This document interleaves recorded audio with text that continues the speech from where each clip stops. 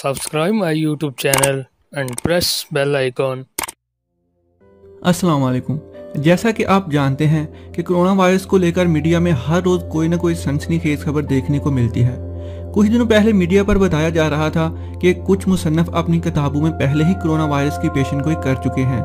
इनमें से एक किताब का नाम द आइज़ ऑफ डार्कनेस, जिसे डीन कोन्स ने लिखा है। अब सवाल ये है कि क्या वाकई डीन कोन्स को पहले से कोरोना वायरस का इल्म था? अगर इल्म था तो कैसे?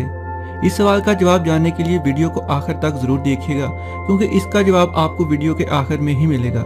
द आइज़ ऑफ डार्कनेस में एक अफसानवी कहानी है जो एक लड़की टीना और उसके 12 साल बेटे डैनी के गिर्द घूमती है।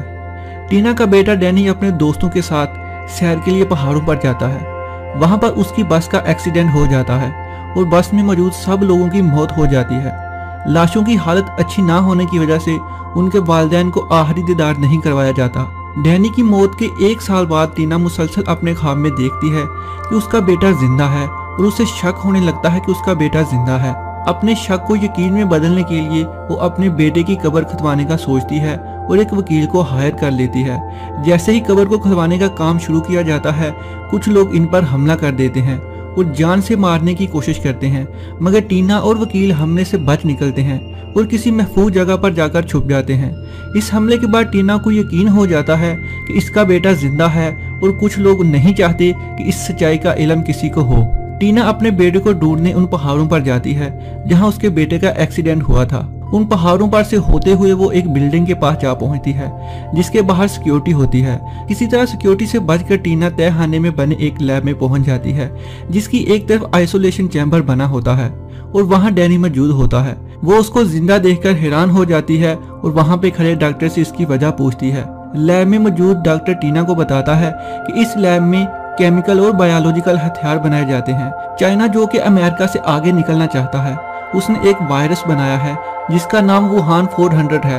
ये वायरस अगर किसी इंसान के जिस्म में दाखिल हो जाए तो सीधा उसके दिमाग में पहुंच जाता है और 24 घंटों के अंदर उसकी मौत वाक़या हो जाती है।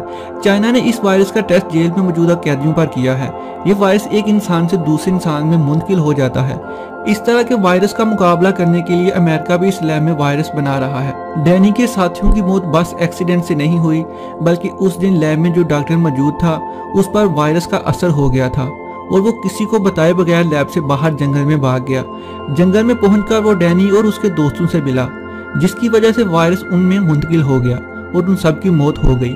डैनी के जिस्म में ऐसी एंटीबॉडीज हैं जिसकी वजह से उस पर वायरस का असर नहीं हुआ और वो जिंदा बच गया। डैनी को कैद में रखने की वजह यही है कि अमेरिका नहीं चाहता दुनिया को उसके केमिकल और बायोलॉजिकल हथियारों का इल्म हो। आपको काफ़ी चीज़ें क्लियर हो गई होंगी कि मुसन्नफ़ ने अपनी किताब में कोरोना वायरस की पेशगोई नहीं की, मगर ये ज़रूर बता दिया है कि आइंदा आने वाले वक्त में जंग हथियारों से नहीं बल्कि वायरस, बैक्टीरिया और कीड़े मकोड़ों से लड़ी जाएगी। आपकी इसके बारे में क्या राय है, कमेंट करके ज़रूर बताइएगा। नेक्स्ट वीडियो तक के लिए अल्लाह हाफिज़।